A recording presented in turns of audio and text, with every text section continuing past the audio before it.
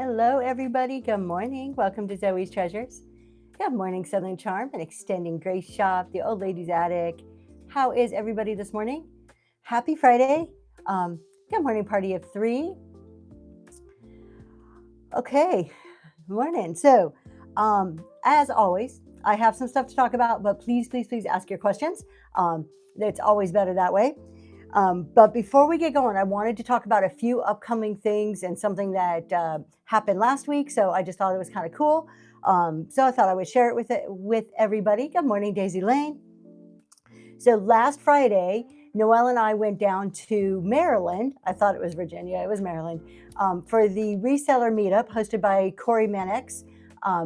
It was so much fun. We had such a great time. We met so many people.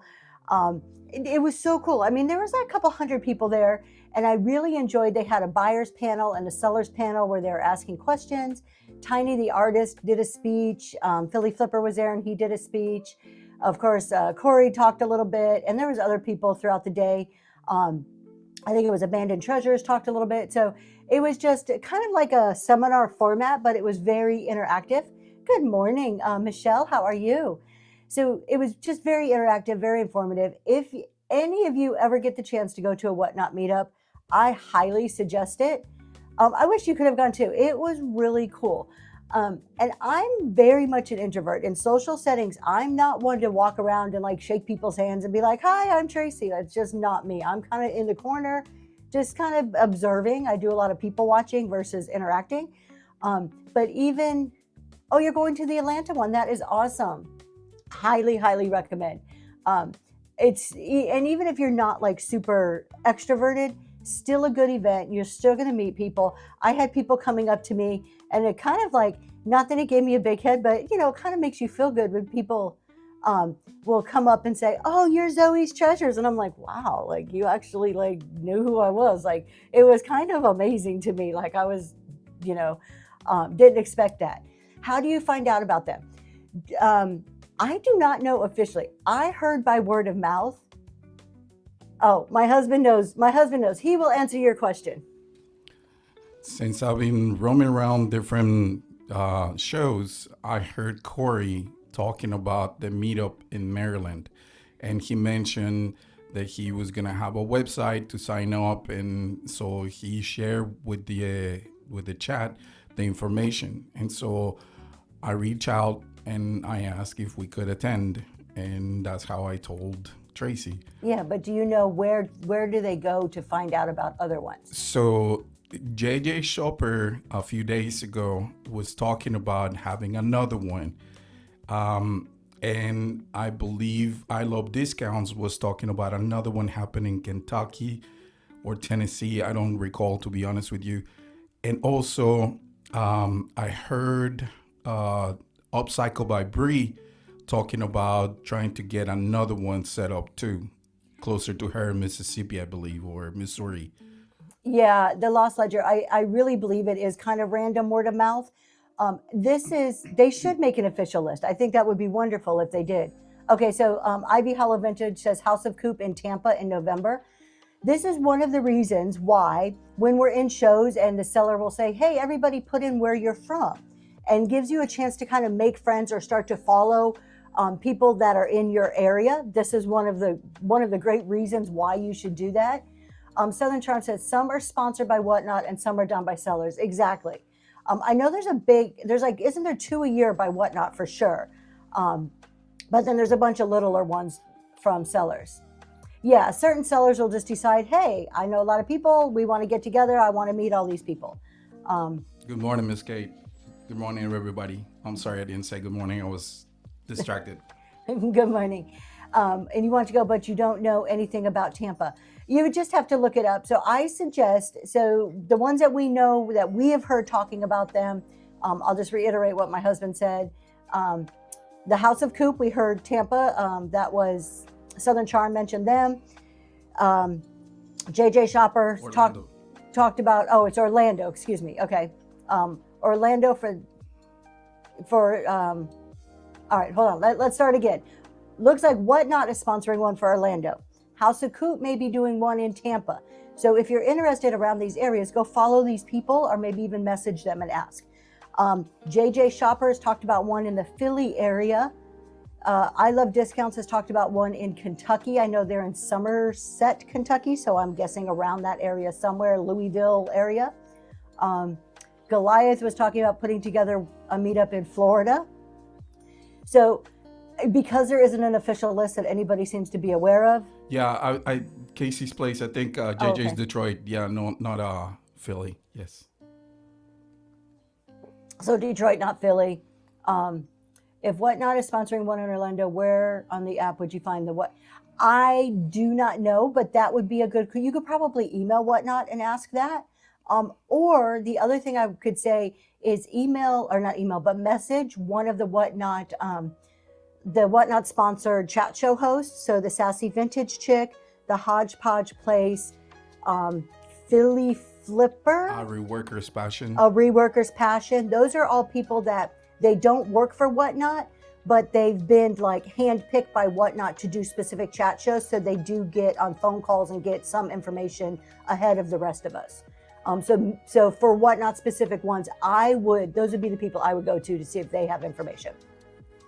All right. So other than that, getting to know people in your area is good. I mean, just, we could do it right now. Everybody put in really quick what state you're in. If you see somebody else from a state that's your state or close to your state, give them a follow. And then we can start to, hear about that. See Southern Charms in Georgia. We're in Pennsylvania. So this way, this is kind of how the word of mouth works. So that's it. It was really good. So we have all kinds of ones here. So you guys can see, I don't need to read all of them. So highly recommend, totally worth it. It was a great day. We didn't go to the Saturday. They had a Friday, which was like a seminar type format, but it was a very relaxed seminar. It wasn't like stuffy, boring. It was very engaging. Then Saturday, they did more of a social, like out on the streets meetup. We couldn't go to that. We had other commitments, but I heard that was a blast too. And there was a lot of people like breaking off and having lunches and dinners and just, interacting and having that connection. Baby Need Shoes. I met folks from Locker Blocker last week. Oh, well, that's cool. Was that just random, or was there a meetup that you actually went to? So other things coming up that I just wanted to talk about before. Oh, how cool is that? That's almost even more fun when it's just kind of out of the blue like that. Hey, Casey's Place, you're close to us, so we should probably get together sometime. Yeah, Casey's Place is who I Love Discounts went down and bombed her show after when they left our house. So yeah, that would be great. I think we're only like an hour from each other. Other things coming up. Tomorrow I have the Man Cave Raid Train. This is hosted by Daisy Lane. I am so excited about this one. You can see I got all kinds of stuff behind me. I'm already set up for it. It's not very often we have shows, especially in vintage, that are kind of focused on the guys. So this was fun. It was fun sourcing for. I know, me too, Southern Charm. I enjoyed just kind of finding things that, I love the pretty breakable china and all of that, but kind of taking that and trying to see how I can fit my style into shopping for like a man cave. It was a lot of fun. I think this show is going to be great tomorrow. This raid train is going to be great all day. So check that out. And then Sunday, we have Battle of the Wood on Sunday. This is like Battle of the Best, except that you have to have an item that I think it's like at least 75 or 80% made of wood. And you get 10 minutes. You're trying to get the highest price for your item. I have mine already listed. I will show you. Can you grab my item for me? And I can show it really quick. So I'll show you what I have. This is another one. I love the battle trains. Those are hosted by CG Boomerang Echo. And it's usually CG and somebody else, depending on what train it is. She always usually has like a co-host kind of jumping in and helping out with any arrangements. But let me show you. He's bringing my battle item over. I'm so excited about this one. So this is up for sale on Sunday. There's already some pre-bids. I love her trains too. All right, check this out. This is an antique convex wooden frame, obviously, but look at that detail. So pretty. It does have that bubble glass going on right here. You can feel that bubble. Now the back, it's antique. The back needs a little bit of loving, but other than that, it is absolutely gorgeous. I cannot wait to sell that off on Sunday. Let's see if I can put it over here without breaking it before Sunday. All right. Well, come on Sunday, Southern Charm. So that is up. If you guys want to pre-bid, everything starts at $1 in these battle trains, which is really cool. And that one already is going up. So I have yet to win a battle train. I don't even want to come in first. I just want to come in the top 3. I would be over the moon if I can get in the top 3. I have never even come close. I'm hoping maybe Battle of the Wood is the one that I can at least get into the top 3. The shipping, yes, the shipping's going to be expensive, but the old lady's attic, I do free shipping. So y'all aren't going to have to pay anything if you win it. Okay, so that's Sunday. Then Wednesday, most of you already know that every Wednesday I do a new seller raid train. So it is called the new seller surge raid train. Oh, the packaging part, yeah. My husband's going to package it for me. He already told me he's going to do it. So new seller raid train this Wednesday night. So we have 6 brand new sellers every single month. It's 6 new sellers. And these sellers have to have 1,000 sales or less. So if you're in here and you're interested, we already have the signups going for January. You can just send me a message. I can send you the sign up. But it gives us a chance to meet new people. And the focus of the train is, because they're new, to help new sellers kind of get used to a raid train, just kind of get over those jitters that come with a raid train, and to try new things. I'm a huge proponent of trying things on Whatnot. So if they are normally random listers, they have to do one pre-list. Or random people, they have to do a pre-list. If they're normally pre-list, they have to do one random.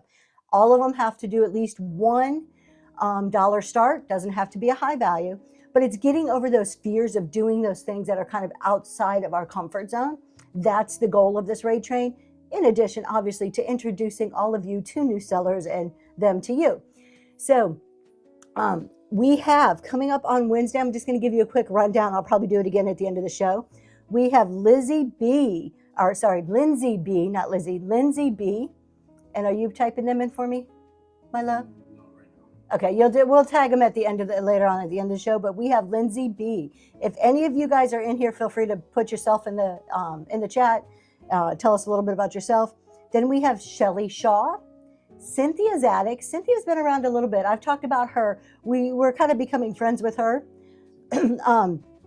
She we've been in her shows, so there's some other stuff coming up. But Cynthia's attic, Tanya's Timeless Treasures is going to be after her.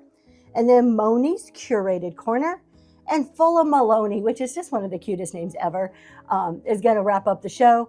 As always, I will open it and then I will close it with some type of giveaway. I usually do a t-shirt. I don't know if I'm going to do a t-shirt this time. I might do something out of the ordinary. We shall see. So that's what's coming up. Of course, I'm forgetting to do giveaways.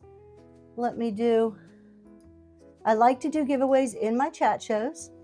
This is for a Halloween postcard. Look at that cutie one. That is up and going.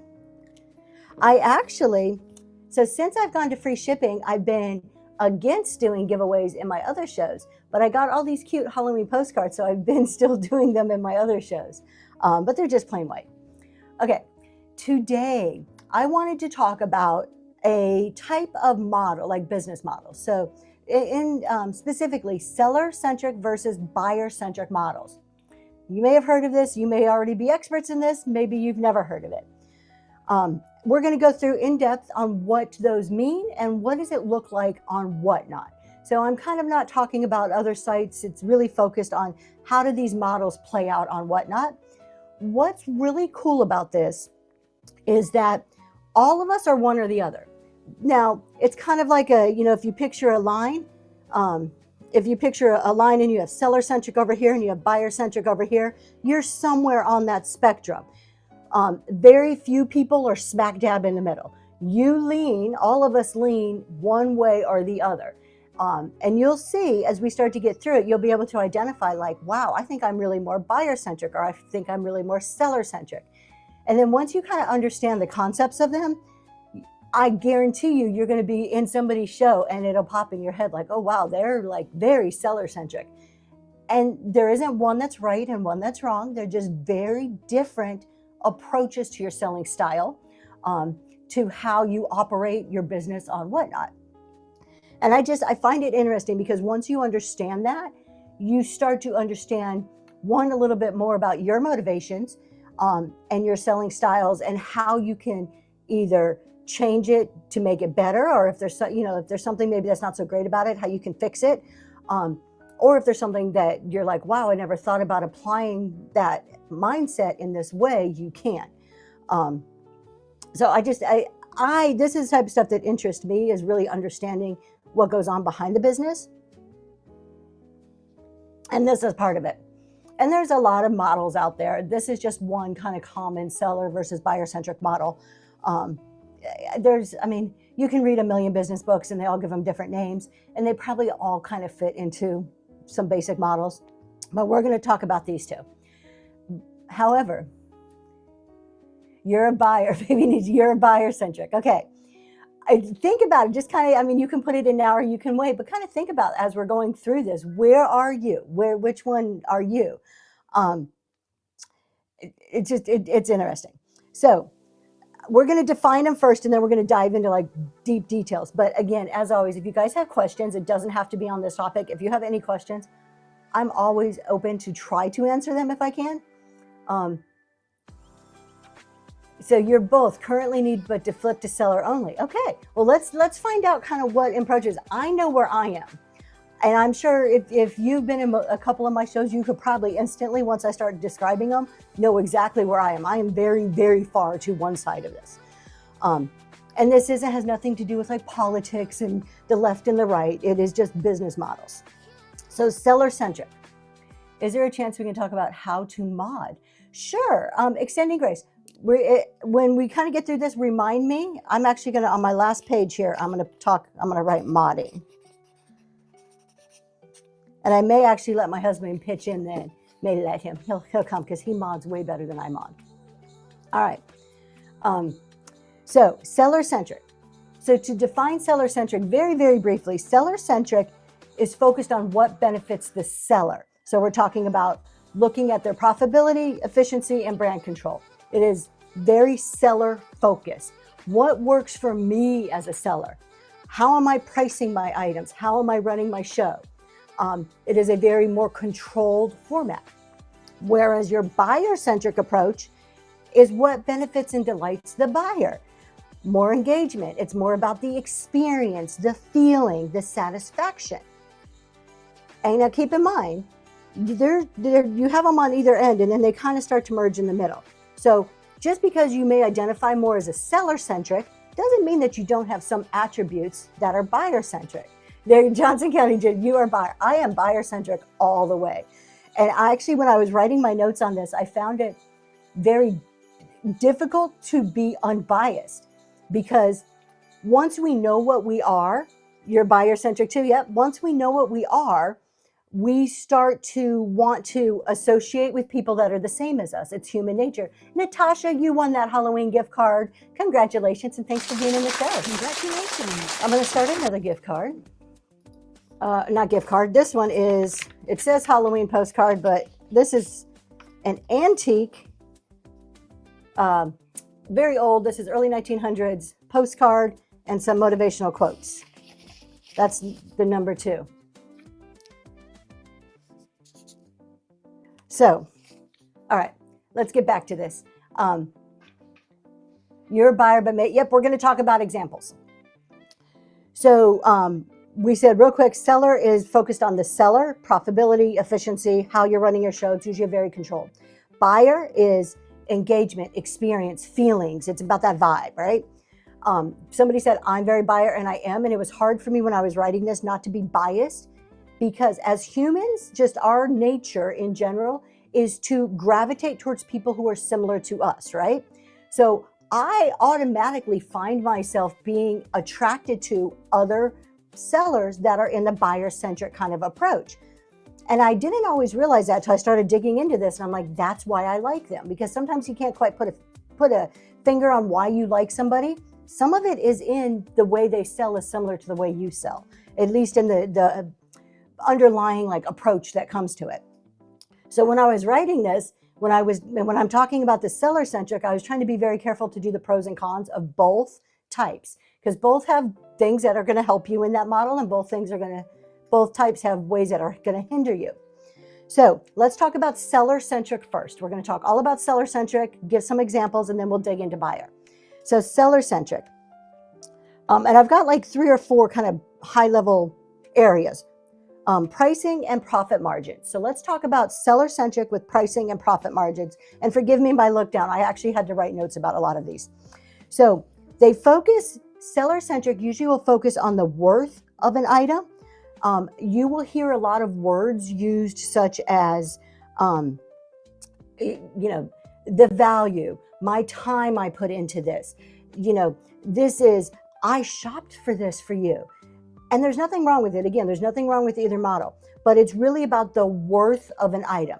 A seller-centric model is where the seller is assigning the value and the worth to the items off camera. Okay, this is interesting because maybe you're different in different settings. That's like a pro. That's considered a good thing about it, is that they're very controlled on their pricing. What does that mean? Usually they have higher profit margins because they're not going to take anything less. They say this coffee cup is worth $40. I'm going to get $40 for this. I don't care if I have to sit on it for 6 months. I'm going to get $40 for this. So why is that helpful to them? That usually means that when they do sell items, they're selling them at a higher profit margin. That's wonderful, right? What is the con to that? So what's the bad side of that? Overpricing, and you have the chance of alienating buyers because you're not prioritizing that buyer experience. You're focused more on the profit. You're focused on you. Remember, seller-centric is more on you. They say comps, exactly, or look this up on eBay a lot. Perfect examples. So they are really making you understand what the value is, right? That's seller-centric. And again, nothing wrong with it. My career background in sales management, so might have helped being able to go back and, absolutely, the Found Phoenix, definitely. What are some of the characteristics you're going to see? Natural State of High pointed out a few that are great. They're going to mention comps. They're going to mention, I found this on eBay or whatever prices. They're less likely to offer coupons, less likely to do free or reduced shipping. Good morning, Miss Leslie. Good morning, a reworker's passion. And good morning, Natural State of High. When somebody is seller-centric, the drive on the profit is so strong that they're usually less likely to do the coupons, less likely to do free or reduced shipping. This doesn't mean that they'll never do that. Again, it's a spectrum of where you're at. And absolutely higher starting bids. So you're not going to find the $2 or $3 shows. What you're going to find is highly curated shows or specialty shows, more so than when we get talking about buyer-centric. A seller-centric approach is going to take autonomy over their inventory and operations, high level of control. They're going to look at what is convenient for the seller, how I do my inventory. This can mean maybe not carrying inventory at all. You could be a very seller-centric, and one of kind of an example of that would be sellers who, Extending Gray Shop, you won that vintage postcard. Congratulations, thanks for being here. You will see the more so some of them doing like a personal shopping experience because they're controlling the inventory. They're very selective on what they're bringing to the screen, right? And then as far as the operations side, usually on a seller-focused approach is they'll take less requests. Oh, Johnson County Gypsy, very much so. Yep, I agree with that. So they'll take less requests, very tighter control over the show. Usually more show notes, more rules. This is how we operate. I appreciate you, chat. I appreciate and I recognize the chat, but these are my rules and this is my show. Approach is a very seller-centric focus. I for Beauty, the product can dictate the style of selling. My boutique style shows are buyer-centric, but it can still command higher prices. It can. And again, you are one or the other. You're going to lean more one way or the other. Very few people are smack dab in the middle, but it's a spectrum on where it is. So, I mean, you have people that are highly, highly seller-centric, and you can like all of these, you're like, oh, that's this person. And then you have other ones that are, yeah, maybe they're seller centric, but they have some of the buyer stuff, buyer centric focus too. So I have seen so many of these type of shows. See, so you guys are starting to pull it out, right? Like, Good morning, Inga. hello, Inga. As we're talking about the seller centric versus buyer centric, I'm sure in your heads you're already like, oh, that seller's this, and you're going to see it more and more. So now that it's on your mind, this is no different than when you buy a certain type of car and then all of a sudden that's all you see on the street, because now you're like, that's what's in your head. Okay, so tighter control over the show, usually more rules, like rules in the show notes. You know, they'll say, you can't, no promoting in my show, no asking for requests, no this, no that, because they're controlling that show. And it's not control in a bad way. This is the way they operate the best. Seller-centric operates in a style that is going to provide the most profitability and suit their personal focus, and less likely to allow promotions. But some people are obnoxious, exactly, the loss ledger. And that's just it. And that's kind of why I wanted to talk about this. There's nothing wrong with being seller-centric. Absolutely nothing at all.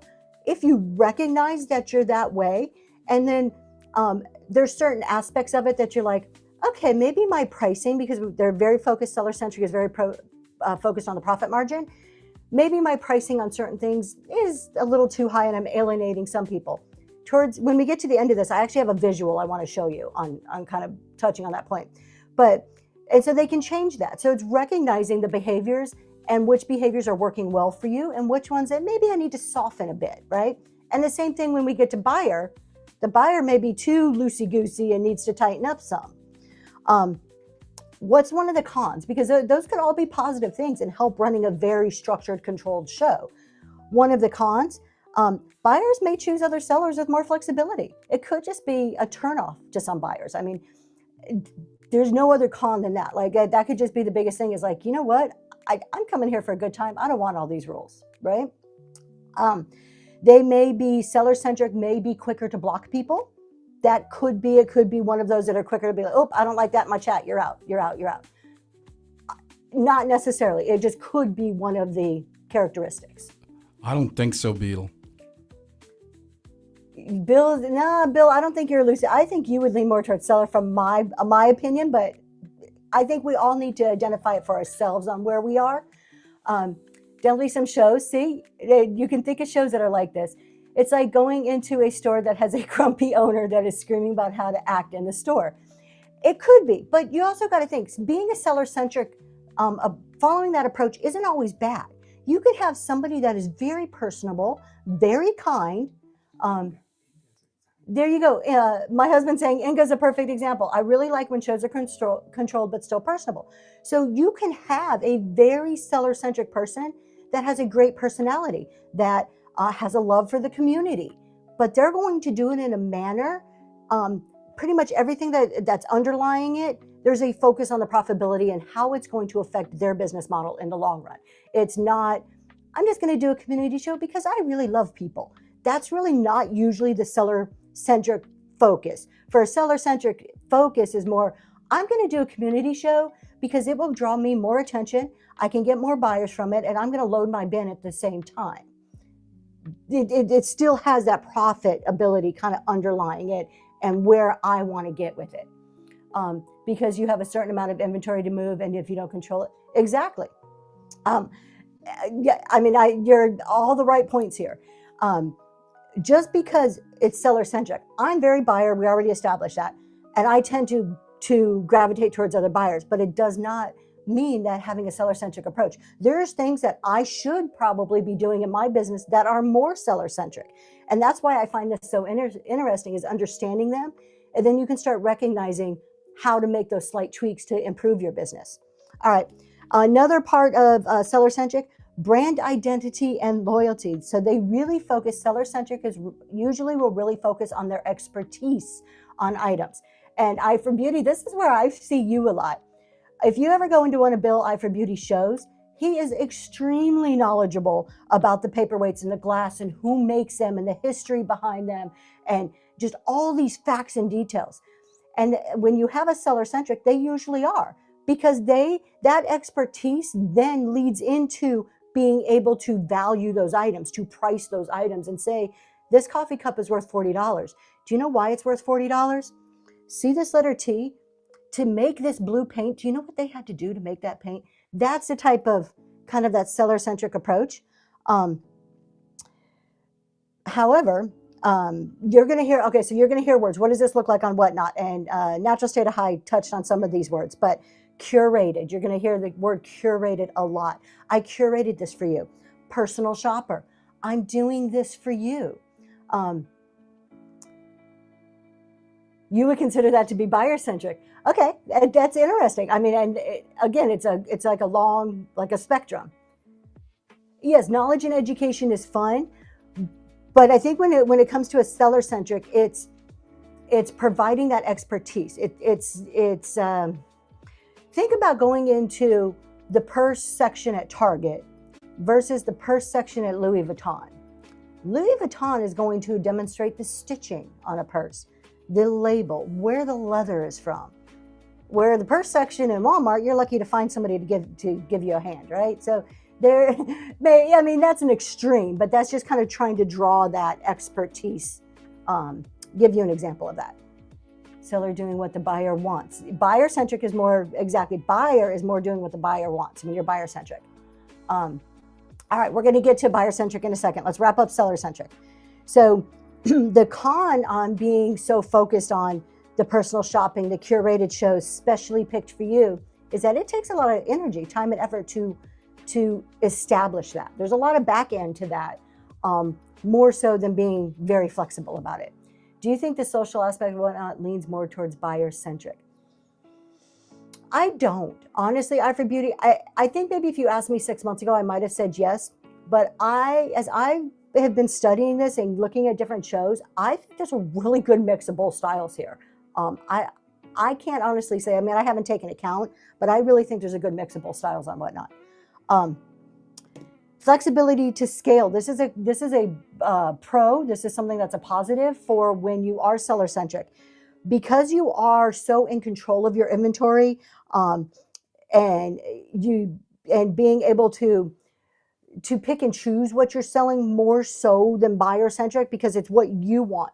You're not following all the trends. You're not jumping on the butter pat thing because you know what? You know butter pats are going to go out eventually. You're going to focus on the tried and true, what works for you type approach. It's easier to diversify when you want. You have more control over that. So you have more control over your ability to scale your business. So that's a huge plus if you are a seller-centric. The downside of that though is because you're not following trends, doesn't mean you're never going to sell a butter pad or a brass item or whatever. But because you typically don't follow trends as seller-centric, those trends can pass you by. You could lose some of the market share while those things are hot because people are looking for this. They're looking for shows that are selling these things.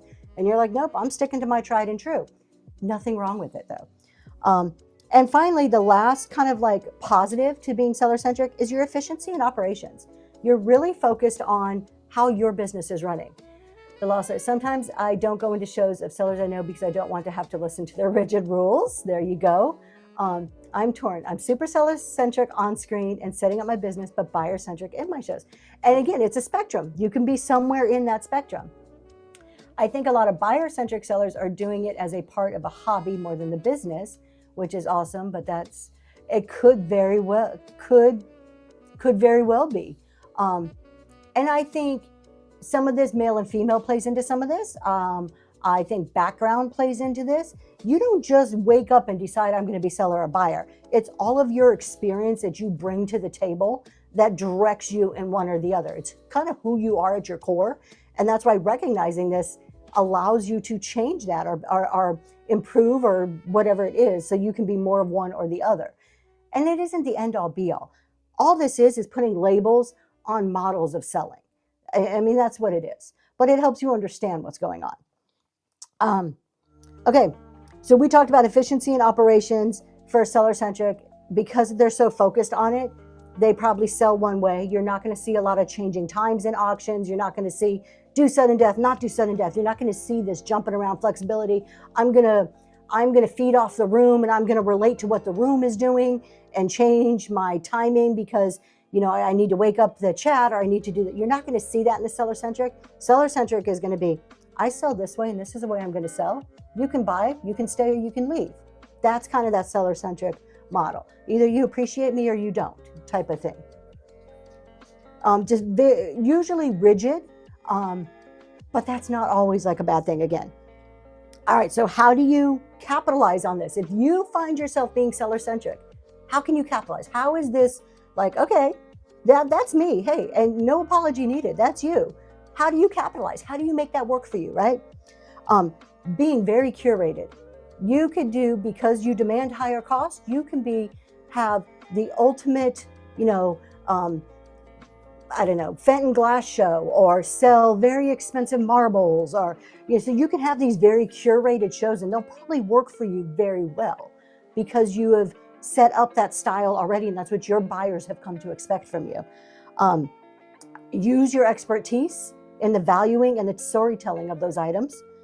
And then if you're crafty, I think a lot of that can go into the handmade and the DIY because you're an expert in your items. So I think having some seller-centric approaches are really helpful to the handmade people because nobody else can do what you do.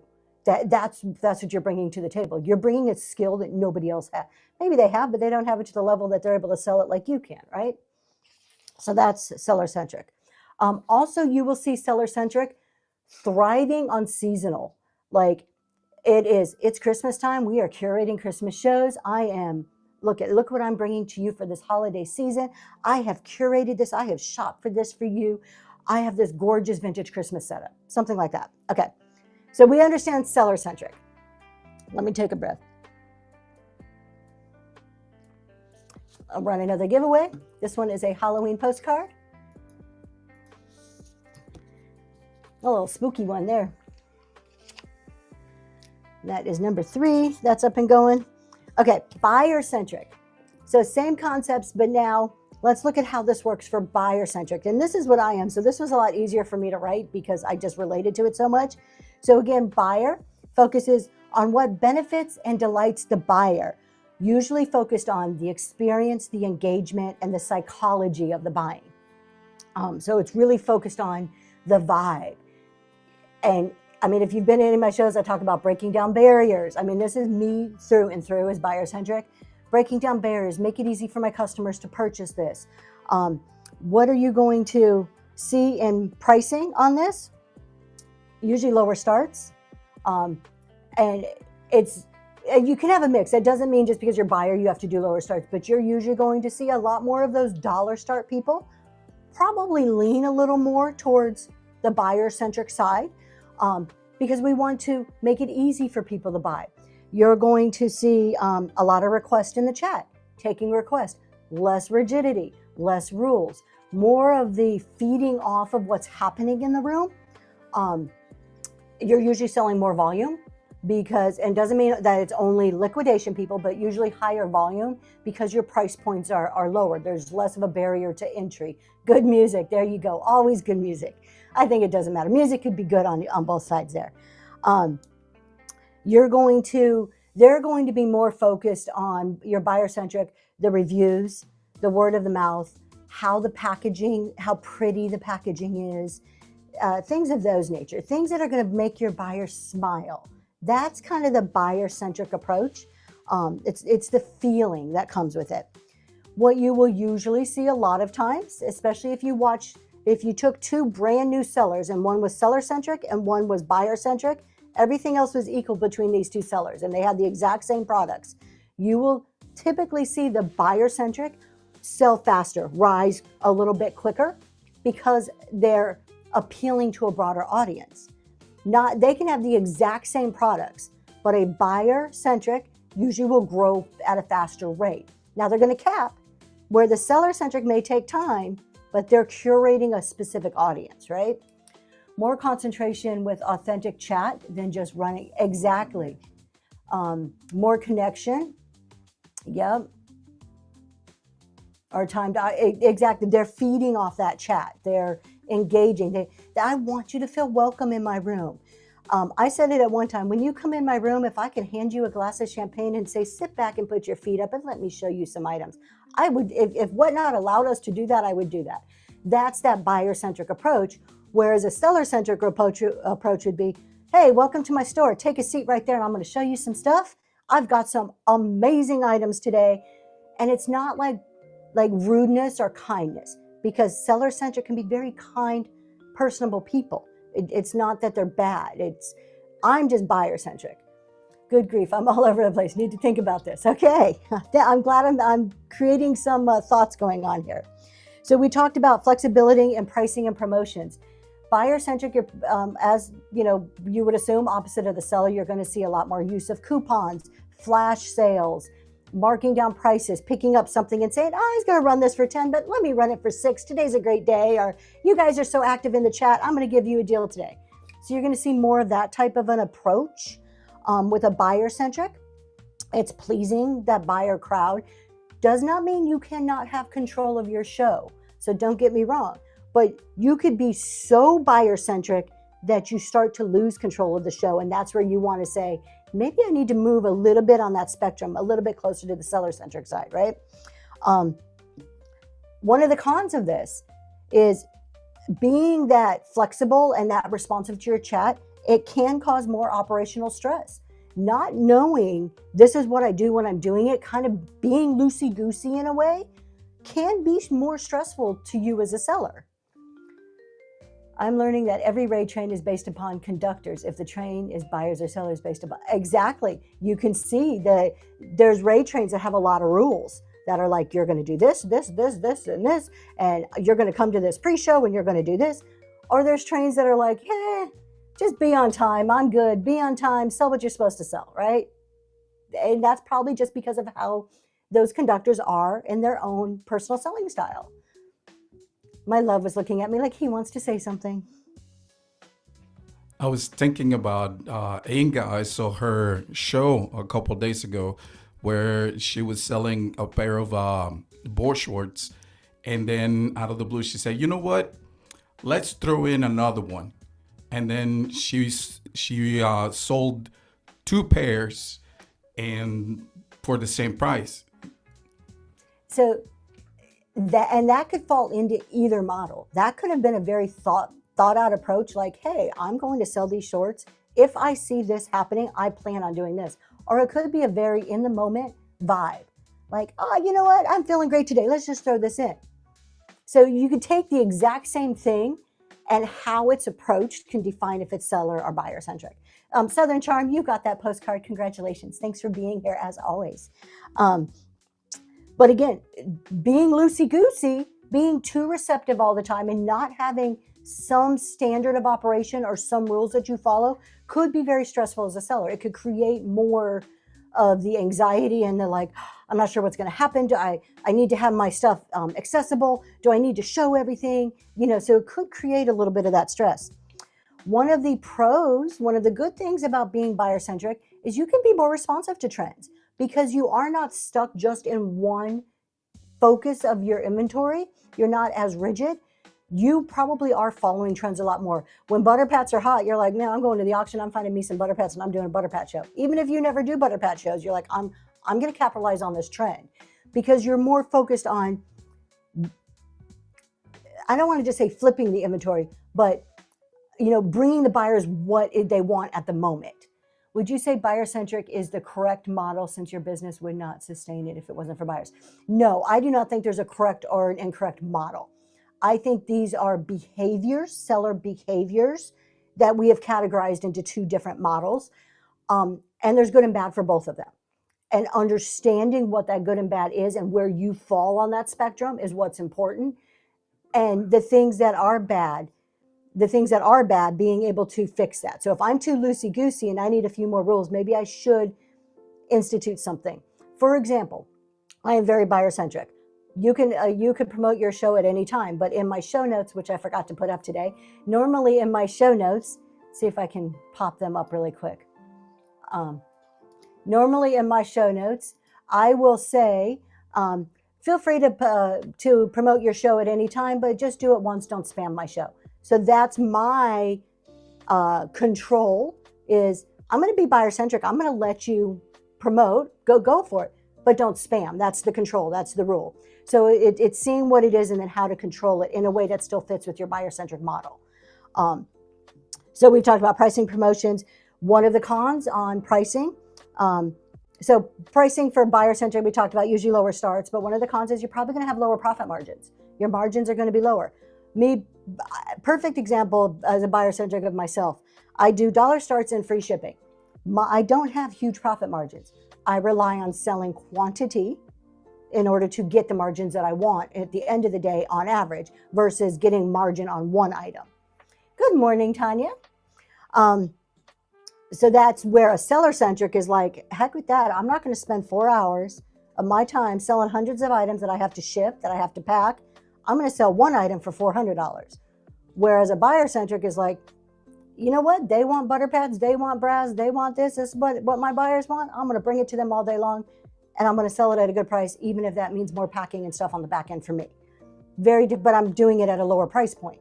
So you can both make the same amount of money at the end of the day with very different approaches. And your buyers respond differently to that. So we talked about trend responsiveness, picking up, going with the flow and what your buyers want. However, the con to that is it's great to be adaptable and be on trends. The con to that is it could deplete your inventory. You may not be able to keep up with trends, or just if you're buying just trendy items, you don't have a base, you don't have a staple. Whereas if you're seller-centric, you have your staple. You know what you're selling, you have enough of it to sell. Whereas when you're buyer-centric, you're trying to chase that next dollar so much so it's finding that nice middle ground, right? It's getting that balance between the two. So, all right, so that's really kind of let's just sum it up really quickly here. Off to an estate sale. Oh, nice. Have a great day, old lady's attic. I am going to have to check out your oil paintings, even though I probably don't have a space on my wall for anything more because I buy too much. So let's just summarize this real quick, and then we can I want to show you a model. I have a visual to show you today. So pros and cons of seller-centric. Pros, you're protecting your margins. If you're seller-centric, you have a focus on margins, you're protecting those margins. You're building an authority around your brand or your expertise. You're probably focused more on the collectors, not the resellers. You're looking at people who want that expertise or want that high-end item. Whereas buyers, well, let's do the cons first. Cons of seller-centric. Lower volume. You're going to spend more time to sell one item than somebody who's pricing it lower or is buyer-focused. So lower volume. Pricing may feel less accessible.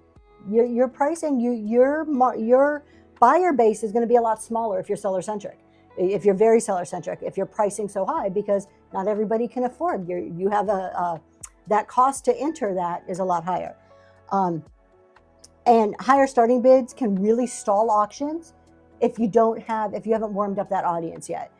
And let's just think about it. When you go into a room and somebody's starting auctions $5 versus somebody starting auctions at 20, you're like, maybe you would pay 20 for the item, but you're like, I don't want to start at 20. I want to start where I feel like I'm getting a deal, right?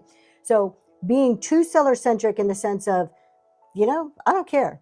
This is worth 40. I'm going to start it at 40 could really inhibit the amount of people who are willing to even try to bid on something. Now, by the pros and cons of buyer-centric, usually has higher engagement. Sometimes the show energy, there's more of a vibe going on because you're trying to feed off that chat. Volume sales, usually you're making more sales because it's easier for people to buy the items, right? That's what you're doing. You're breaking down as many barriers as you can to please your customers. So the entry point into buying is a lot easier. You can also have a little more flexibility in your shows. You can do a let's clear the shelves show. Whereas if you're a seller-centric focused on profit, you're probably not going to do a clearance show, right? It kind of just doesn't fit with that, right? But when you're buyer-centric, you can do some of those types of shows, and it kind of fits. That's what your buyers are expecting. So that kind of sums it up. But I really wanted to do a visual. Yeah, I'm enjoying this conversation. Oh, thank you. Thank you, Natural State of High. I appreciate that. Yeah, and I appreciate too. There's benefits in both. Do not get me wrong at all.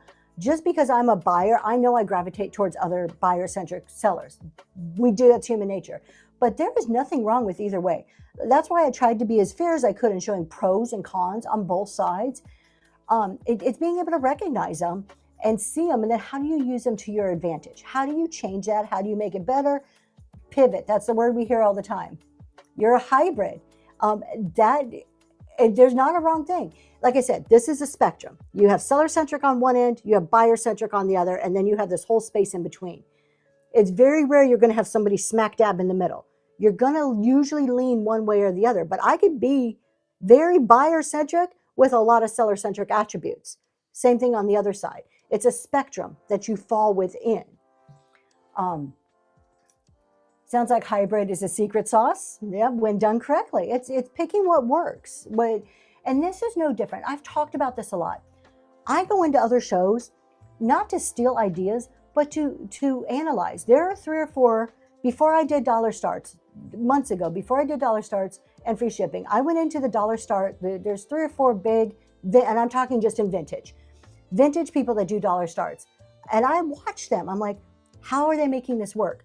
How is this working for them? Is it their personality? Is it what they're selling? Is it how they're selling it? All these different questions would come to mind. What's happening in the chat? To try to analyze what they were doing. Where does it fit on this model, and what they were doing right, and what seemed to be working and what didn't seem to be working? Because that's what we need to do as business owners. It's not stealing ideas, it's understanding the behaviors that drive what it is that you consider to be successful. And that's all this is. Okay, let's do a visual example here. So, and I want to focus in on pricing, just because pricing is like the big thing. I mean, there's such controversies, there's dilemmas. I'm either going to do dollars. I can't do dollars. I'm not big enough to do dollars. I don't get enough bids, or if I'm only going to do dollars, or I'm going to do $3. I'm going to do $5.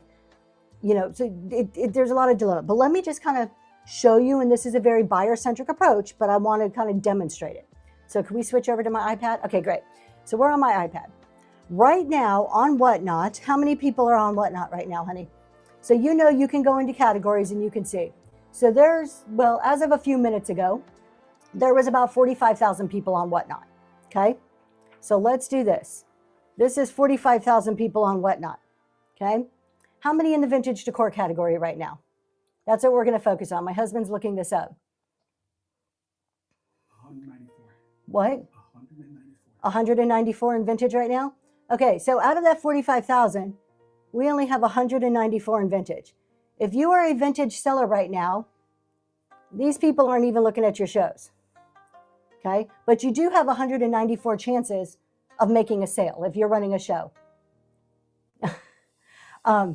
So you have 194 people. 194. Sorry, it's messy. I'm writing with my finger. Okay, 194 chances of making a sale if you're running a show right now, right? How many of that 194 are actually interested in what you're buying? I don't know an exact number, but I do know it's not all of them, right? These are the people that are interested in what you're buying. Or, I'm sorry, what you're selling, not buying. Interested in buying what you're selling. Okay, now, in the chat, tell me how many of you would like dollar starts. Just put a yes, a no, thumbs up, something. If you're like, I like low starts. Almost everybody, right? I mean, it's pretty common.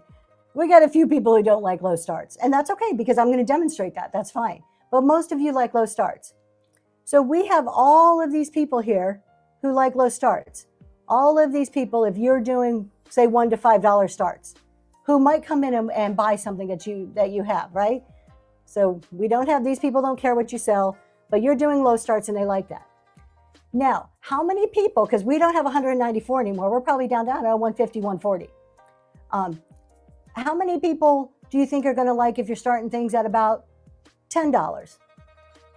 Probably less, right? So this is our $10 start people that like buyers that like $10 starts. How many buyers do you think like $20 starts? Okay. How many people like 50 or over starts? So here is the best visual of this little dot in the middle represents your seller centric. That dot in the middle represents seller-centric pricing. The higher your price goes, the smaller and smaller and smaller your available buyer base becomes. And this applies to everything. So out of 194 people, I can grab most of them if I start low starts. The higher my price goes, the smaller and less availability of those 194 people come. Across the app of dollar starts, so smaller sellers feel they have to do dollar starts as well. Now, I don't think sellers have to do dollar starts. I think you shouldn't do dollar starts till you feel comfortable doing them. However, the point I make, and if your inventory supports it, yeah, my husband's reminding me that's a huge one. What I showed you, I picked pricing to show you because it's very easy to understand. We all can relate to that because most of us are buyers too, right? And then trying to price items. This is a struggle most of us have as sellers. This relates to everything. I talk about 22 tools on Whatnot. This relates to everything. You have all these people on Whatnot. You have this many in your category. The more you're doing to grab that group, the bigger your circle is going to remain. Maybe some of this group doesn't like dollar starts. Maybe you are a $10 start person. Okay, but you're a $10 start person, so that brings your circle down. You offer coupons. Oh, your circle just opened up. You offer reduced shipping. Okay, you're a $10 start person, but now my circle's bigger again because I'm offering different types of benefits to my buyers. I think large sellers have, okay, we read that one. It's disingenuous because large sellers know the items won't sell at $1. Very true. But I go back to, you don't have to do dollar starts in order to use the same visual and concept, because dollar starts are here. Okay, I'm not doing dollar starts, I'm going to be here, but I'm going to do other things that attract my buyers. I'm going to be super engaging. Oh, my buyer base just got a little bit bigger. I'm going to do reduced shipping. Okay, my circle's getting bigger again, right? So pick where you can go and then figure out ways to expand that circle. So that's kind of the point here. If you are so seller-centric that you're extremely rigid, doing $50 starts, no reduced shipping, no free shipping, you're going to be that dot in the middle.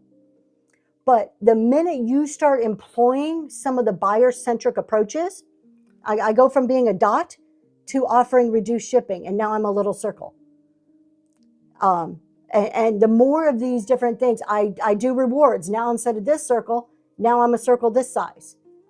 So you can still have a seller-centric approach by bringing in some buyer-centric things to expand that circle.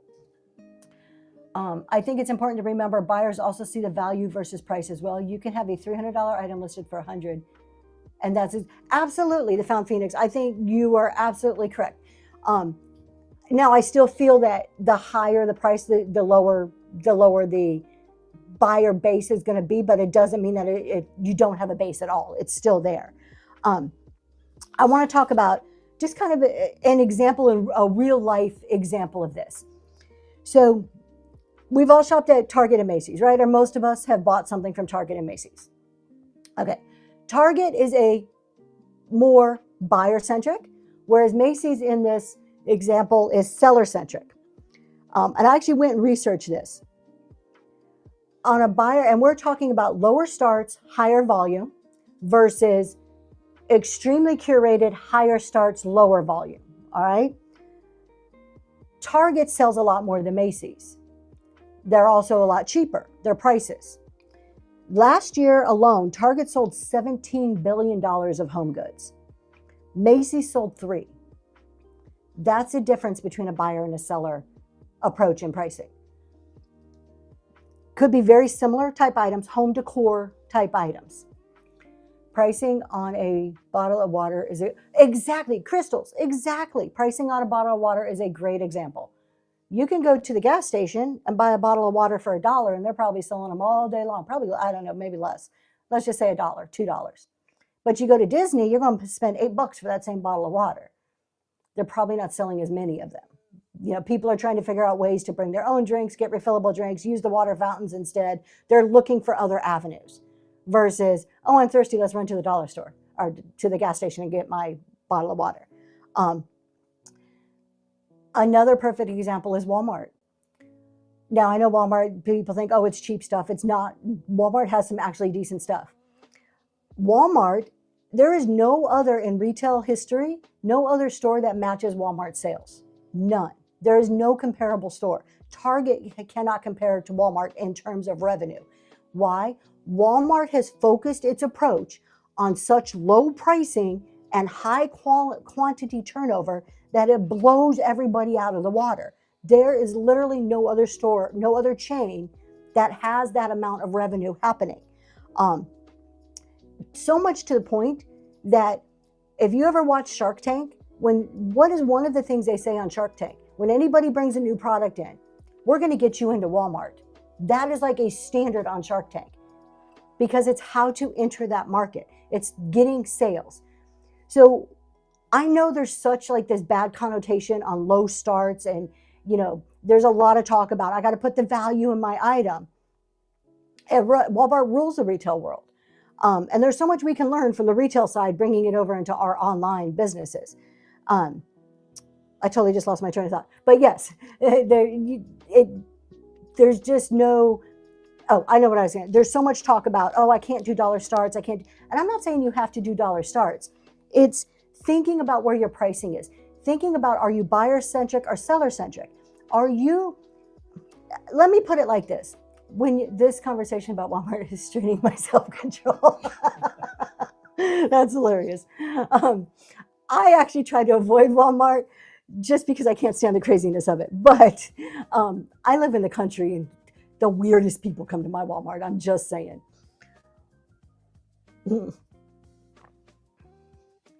I mean, yeah, whether you like people or don't like people, I agree. Like, we all have that. But yes, as a business, he was a business genius. Absolutely. So was Walt Disney, a business genius for the business strategies that they employ. Okay. What was I just had an example on the tip of my tongue and I totally lost it. You talk about how to get a few more friends in our shows. All right. Yeah. Let's switch topics and talk about just some other stuff. Ask me questions. And we're going to talk about modding. That came in way earlier. But how to get more people in your shows? Run shows. The more you're on, the more discoverable you are. Jeremy from Green 13 says this all the time, and I can't say enough about it. Yeah, run shows.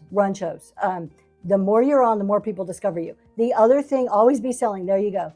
The other thing is to go in and socialize. This is a social app. Now, I know there's some chat show people that say, nah, socializing, don't waste your time. Instead of spending time in other people's shows, you should be in your own show, doing your show.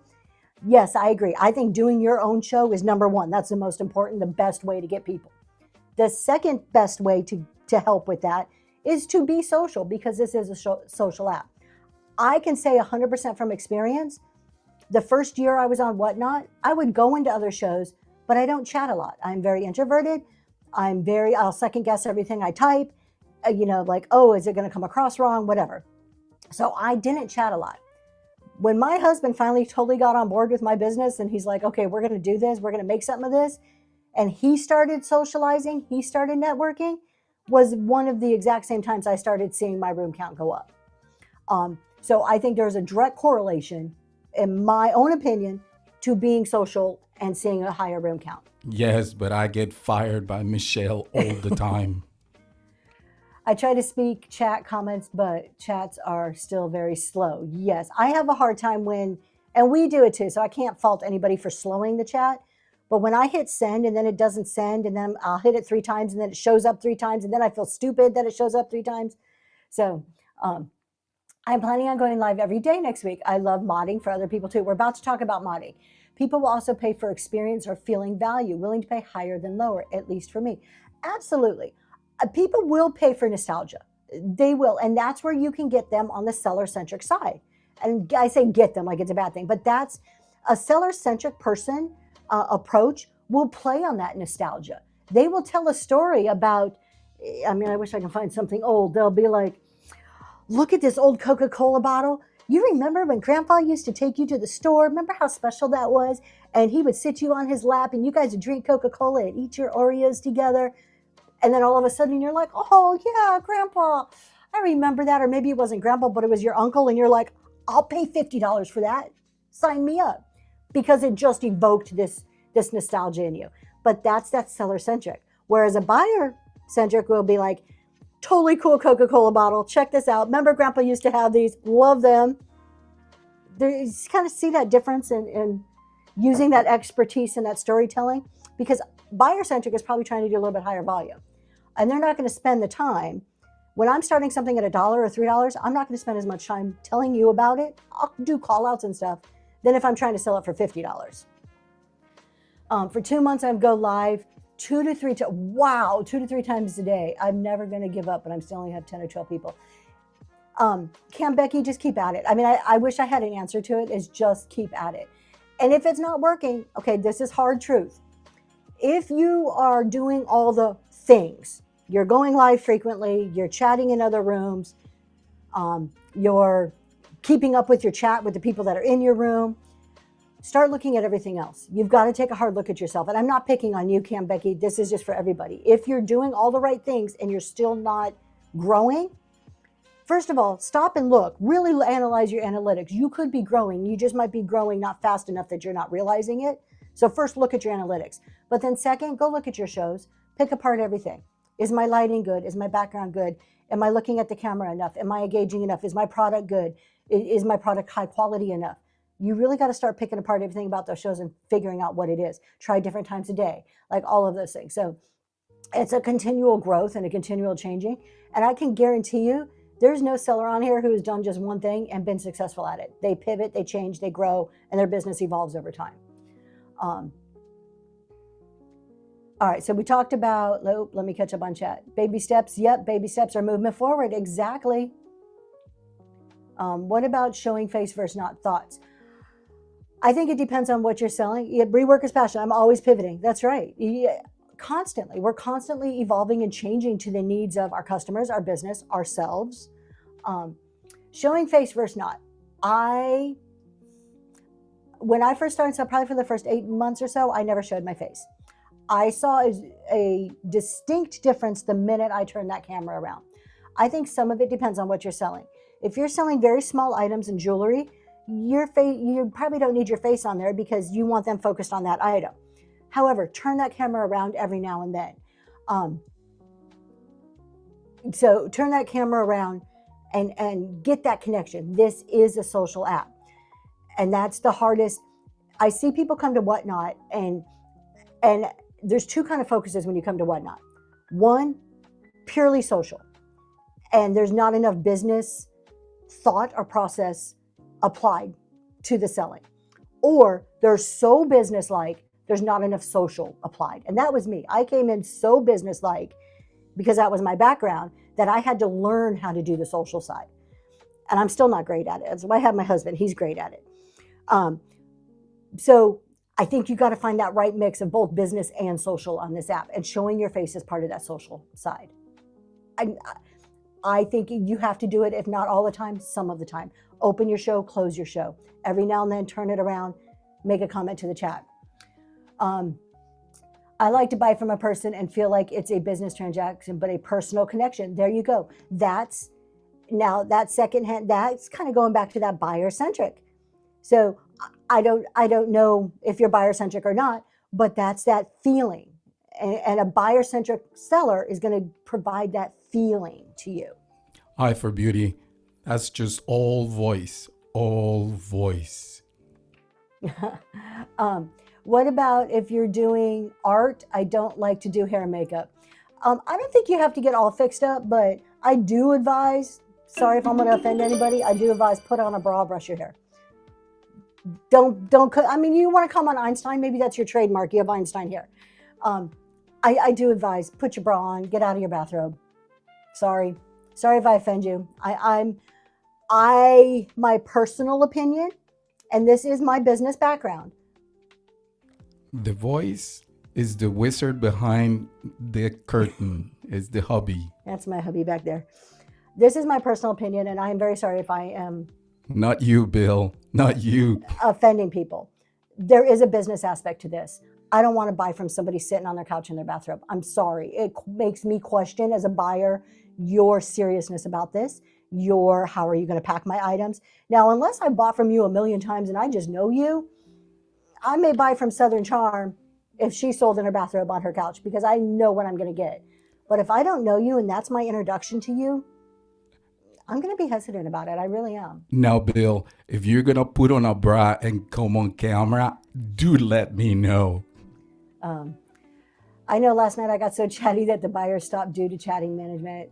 Yes. Now you can do this. So Jeremy put a bra on. Yes. Bill put it. No, Bill don't put a bra on. That would be weird.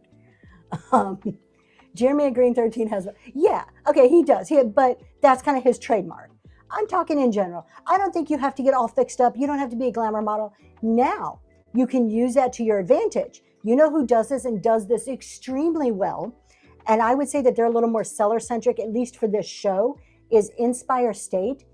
Once a month, and I don't know if she still does it, but once a month she used to do more of like a bougie show where it was higher end items, and she gets dressed to the nines. Gorgeous dresses, her hair. I mean, she's a beautiful lady anyways, but she really dressed up because this was a high end show. You're selling high end items, have a high end appearance. Absolutely. I loved it. When I went into those shows, I'm like, now this is selling right here. I thought that was wonderful. Get dressed up just like you would for any other job. That's right. I mean, you take it seriously. Even behind the cameras, people can tell if you are smiling and happy. Faye West Designs, 100%. 100%. It comes through on your voice. Dust Bunny Barn dresses up and then auctions her clothes off for, there you go. And that's kind of like a trademark thing, right? I accept that, but I probably can't level up until I face the camera. But for now, I can let one not. I can't let one not. Yeah, if you have a day job and that's what is paying your bills, don't hurt that. Absolutely. I have a day job too. There's certain things I can't do on Whatnot, and you will very, very rarely find me on here between the hours of like 10 and 6. Very rarely, because that's when I'm focused on my day job. So yeah, don't put it in jeopardy. Absolutely. But I don't know if showing your face would jeopardize that, but I don't know your situation. One of the good examples that I can think of is 9 Dimes. 9 Dimes does not show his face. Correct. And he's a great seller. He's a great seller. And when he does show his face, he covers it up. He has like a mask and sunglasses. So you have that personal, he's meeting the social need in this mysterious way. So you get that socialness, but he's not showing his face. Honestly, so we had dinner of 9 Dimes and Green 13. I love discounts. We all got together and had dinner. I'm like, I don't even know when he walks in the restaurant who he is. Like, thank goodness Green 13 was there. Obviously, he knows his brother. But that was the first time I'm like, oh, that's what you look like. You know, it was kind of cool. That's just his thing. He's a ninja. He's secret. That's what he's comfortable with. What do you think about low shipping or free shipping? Cam Becky, I think free shipping is the bomb. What did I miss? Hold on, I'm going to answer that question. What am I missing? Oh, your chat helped me find a seller for my. Oh, well, that's good. Awesome. I'm glad the chat that you got a seller for your HA. Okay, free shipping or low shipping, it is a tool. Use it in a way that you find most advantageous to your business. I do free shipping. I didn't start with free shipping. It was a progression over time. And it costs money. You got to be willing to do that. If you start with buyer pays all, absolutely. If you are a brand new seller, your first couple of shows, I highly recommend it's buyer pays all, because you need to understand what your shipping numbers are before you start making changes to them. I do everything. Yes, I do everything at free shipping, except if you buy in the marketplace outside of a show, I can't control that. But start at full, start at buyer pays all, and then try reduced. Just look at it like this. Remember, we talked about the bubble. Okay, if you have this many people who are willing to come into your show, but they see a reduced shipping banner at the bottom of your show, you've just increased your bubble of potential buyers. That's what you're doing. You're increasing that bubble. People want to feel like they're getting a deal, either getting a deal in a low start or getting a deal with shipping. Reduced shipping is amazing to say, fill your box. Hey, you've maxed out shipping. Everything is free shipping up to until you hit 5 pounds. Fill up your box. It's a great way to help encourage more sales. And then if you can eventually get to free, go to free. But there's nothing saying you have to be at free. I did my first reduced shipping for minis and it turned out great. There you go. I do have to say, and I don't say this in a bragging way, and I will never disclose actual numbers. Very, very rarely would I disclose an actual number. Since I moved to free shipping, my sales on Whatnot have changed drastically. I have had the best months since I went to free shipping. It helps in multiple ways. And it's not, you don't have to do free, brag. I'm sorry. I'm not trying to brag. I'm trying to like show the example. You don't have to do free. This works for reduced too. And when you do reduced, it doesn't have to be $9.21. I know Southern Charm did like $7 or $7.77, and now she's down to $5 in some shows. Daisy Lane is another vintage seller. She does free, but she did reduced first and then free. What happens? First of all, you start bringing in more buyers. Instantly, you start bringing in more buyers. And then once you bring in more buyers, because they're not spending their money on shipping, they're more willing to place bids. You're down in Southern Charm, down to $5 shipping on all shows now. So your reduced shipping could be various price points that you're comfortable with. Southern Charm, have you seen a growth or more success? Have you seen positive outcomes since you've dropped down now to 5? Yes. It's human nature. Put your buyer hat on. If you have two sellers selling pretty much similar items, and one is charging you $9.21 and the other is doing $7, which one do you want to go to? I mean, it's human nature. You want to save $2, right? So the more you could set yourself apart, the better you're going to be, and the broader your buyer base will be. For free shipping, it's going down. It's starting to work. So for the longest time, I was about 38%. So 38 cents of every dollar that I earned went to shipping costs. I am down now to about 28%. But it's been a slow progression of learning what mix of items to have, trying different things. I don't stop in shows without the reduced banner. Straight from the Heart says, I have 2 shows a week. One of them is max 21 shipping, and I sell more during that show. Right there, look at it. Perfect.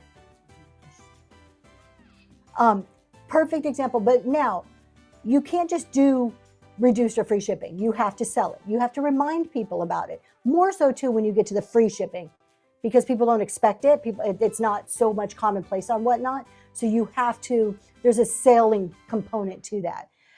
How are you getting it lower? Higher sales. Part of it is higher sales. Part of it is the mix of items that I have.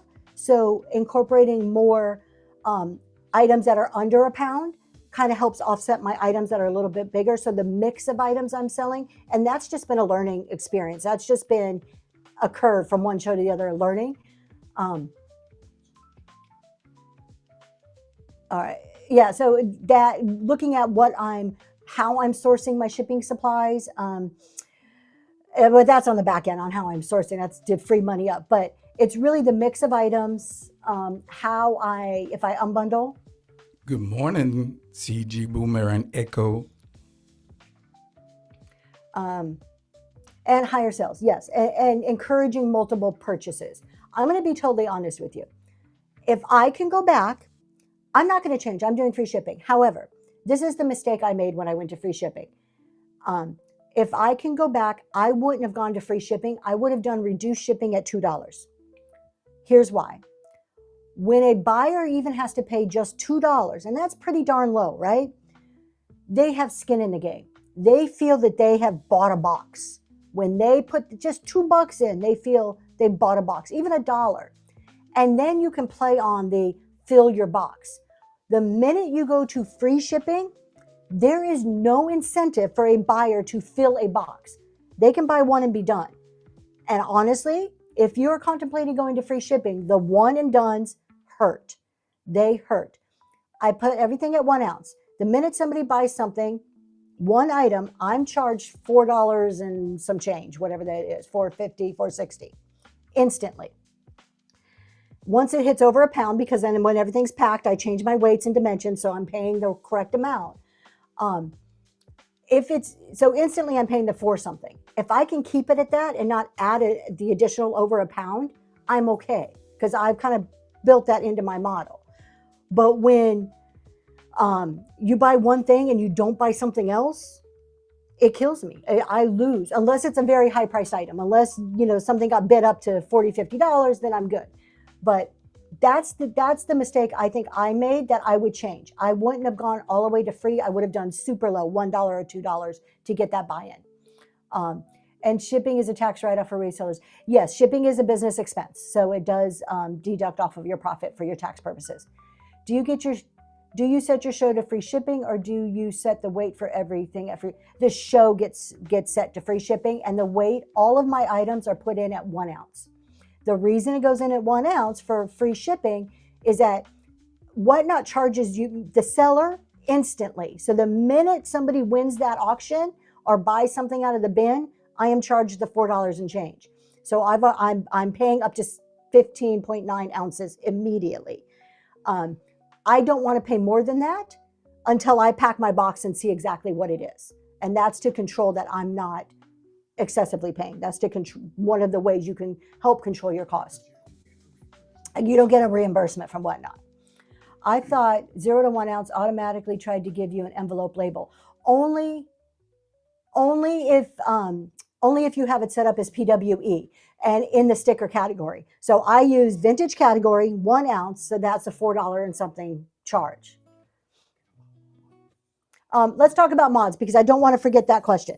So I'm going to admit I am a terrible mod. I really suck at modding. So my husband is a great mod. Would you like to come and talk about some tips for modding? I am not a great mod. The person that you need to look at is Natural State of High. She is top notch.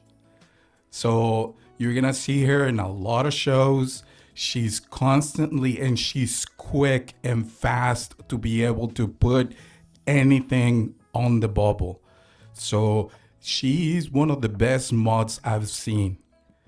So if you're in a show and you see Natural State of High modding, check her, watch what she does. So some of the things I've observed her do, she's very focused. She is very seller focused. Agree? She seems very seller. No, I don't know. Inventory workers, I'm a bad mod. Don't trust me. I'm right there with you. I am terrible. Are there special settings you have to be in place for a mod? There are no special settings. You just need to click on their name in your chat, and you can mod them right from your chat. Or when you set up your show, you can add your mods. I always just add my husband. He's my mod. Woven important. Can you run a 001? I don't know what that is. Are you talking about, can you run, is that price or weight? Clarify. Some of the things I see Natural State of High and other mods that are really good do, they pay attention. They're not trying to multitask. They're not cooking dinner and taking care of the kids and changing babies' diapers while they're modding. They're modding. They take it serious. They look at it like this is a job that they're doing. And they're responsive to the chat. They're responsive to the seller. They support the seller in the sense of check out their bin, making comments on what the seller's selling, in liquidation shows, putting titles up of what's being sold. Extended Gray Shop, usually what I do is I go to the shop, and then on the auction, you can see all the listed items that have been for pre-bids. And I just scroll down until I find one that has a pre-bid. And that's when I go back and I put it on yellow or alert the seller that there's been an item that has a pre-bid. And I'm going to go back to the 1 ounce real quick, 1 ounce flat rate stuff as soon as we finish talking about mods. But yeah, be fast, be paying attention, understand the commands. Good morning, guys. That's another one. Go to I Love Discount shows and watch their mods, especially when Lissandra's modding. She was on it. She's on a hilarious mod. She puts the funniest stuff in their shows. But understand, so in your chat, when you're modding, you can look down and there's that little hashtag. Understand those commands and how they work. And that's as simple as going to the Whatnot help and reading about how those commands work. So that's an important thing for a mod. Paying attention for when raids come in, recognizing raiders. So it's being like the assistant or the right-hand person to that seller. To me, that's what makes a great mod. Hopefully I'm answering some of your questions. If not on modding, please feel free to put like more pointed or specific questions that I am sure other people in the chat can address too.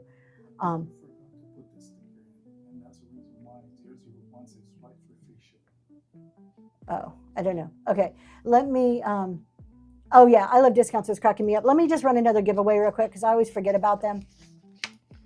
This one is 2 vintage postcards. And look at their wrote on the back. These are early 1900s postcards. That's the giveaway that's running right now. All right, what is so on shipping? Is it safe to put everything in at a pound to avoid overpaying as a seller? No. If you are, it depends how you're setting up your shipping.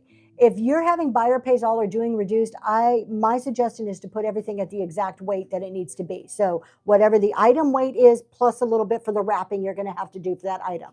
So for a coffee cup, I'm going to use more bubble wrap and cushioning than I am for a shirt, a t-shirt that I'm selling. So weigh your item, figure out the packing, and that's the total weight that you should be putting in for every item. The only time I suggest putting it in at 1 ounce is if you are doing free shipping. And then you don't leave it. You have to always adjust your weight. Once it's packed, you adjust weight and dimensions so you are paying the correct amount. Okay, I want to mod and try to be attentive, but others talk about red conversations. I feel like I'm missing. Okay, so extending grace, red chat. Go ahead and make extending grace. Can you make her? I'm going to make you a mod for me really quick. Hold on, so you can see how this works. So, allow to moderate. So extending grace, I'm just allowing you to moderate in my show. Okay, so red chat is when the moderators can talk to the seller privately within the chat. There's certain words that will not show. Boobs is the most popular one. PayPal is another. So extending grace, if you go into chat right now and type in the word boobs and then put a test, put hello, test, whatever, it will come up as a red chat. Nobody else will see it, but you, because you've been modded, and myself, because I'm the seller, and my husband, will see the red chat. So red chat is just a way for mods to secretly or privately communicate with the sellers. So if somebody's causing an issue in the chat, they may red chat, hey, do you want me to kick them out? That's not something you want to put into the general chat, right? There was a request for you to run item 001 PDF in the shop. Let me go see what you're talking about. Oh, all about, you can just buy it straight from the shop. I don't want to auction it off. I mean, I could, but you can just purchase it straight from the shop for 001. That's the all about PDFs.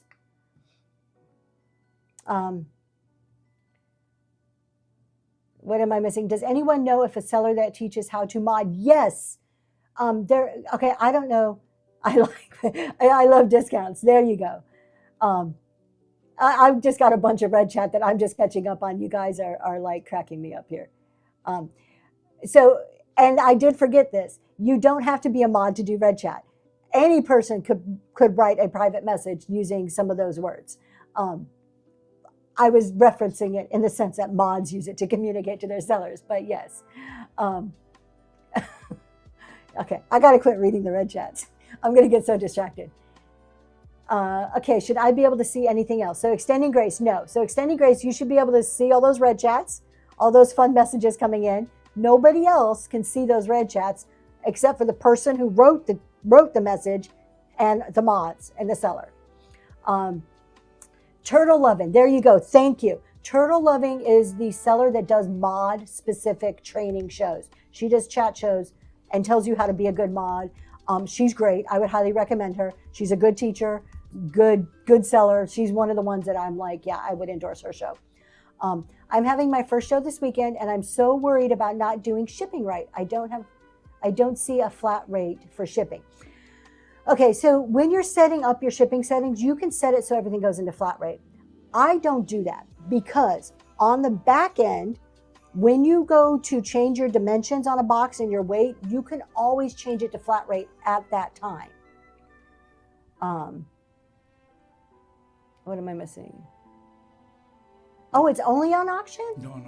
They're talking about you put an item in there that says 72 available. Take it off. Oh, that's swipe for free shipping. Oh, that's just, okay. You just want me to take that off? I'll just take this off. Let's avoid the confusion here. It's not letting me. Oh, because I got to remove this one. Hold on. I'm going to fix this. We're just going to take it out. Take it out. Delete the item. There we go. Okay, it's gone. Okay. What are you selling? You don't have to do flat rate shipping. Yeah, so for me, for what I'm selling, I don't do flat rate shipping. Now, for other people, maybe people selling clothes or jewelry, they will set flat rate up as their primary shipping method, because if you're selling jewelry, you can fit up to like 70 pounds or something of jewelry in a flat rate box. Cynthia's Attic, you won that giveaway. Thank you so much for being here. I would suggest, I am not a shipping expert. I know what I do. I would suggest going to see Living Bliss Vintage. She does a shipping show every Friday. So later on today, that's Living Bliss Vintage. If somebody could tag her, that would be wonderful. And so she does a chat show where you could actually ask questions. The other one is the Hodgepodge Place. She has a video on YouTube, very extensive video, talks about shipping, very educational. The House of Coop, I think, has some videos on YouTube, also on shipping. And if I'm missing anybody, you guys feel free to put them in the chat. Yeah, I can't do flat rate as much just because my items don't fit in flat rate box. Do you set shipping before you run the auction? You set it in your show. First of all, you set your main shipping settings in your seller hub. But then when you go to set up your show, you pick what you want in your show. Buyer pays all, reduced, or free. Good morning, Living Bliss Vintage. Per show. Living Bliss Vintage, you got tagged because people were asking shipping questions, and I was telling them to go to your show today. So everybody was tagging you to go into your show. Let's put some applause in the chat for these tools. Show. Awesome. Thank you. We're talking about buyer seller centric. All right. Any other questions, you guys?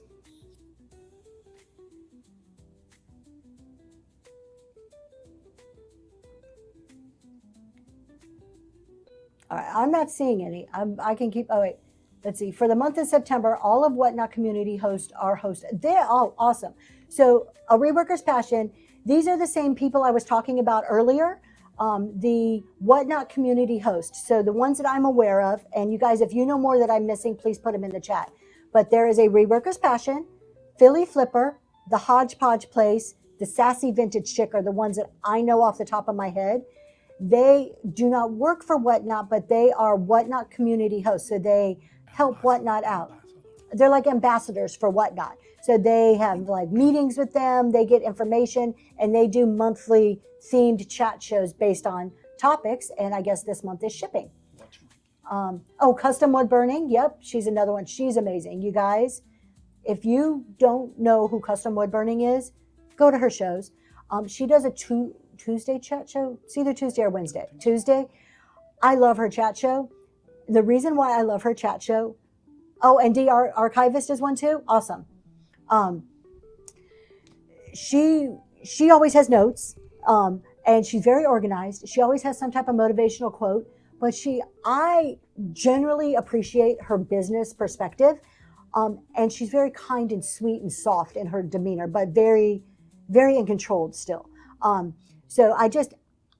She's handmade, and a lot of what she talks about is the handmade category. So not all of it applies to me as a vintage seller, but there's always little gems in there that you can pull out and apply to your business. And she's just one of those ones that I feel I learned something from. That's why I choose to go to her, and I enjoy going to her shows.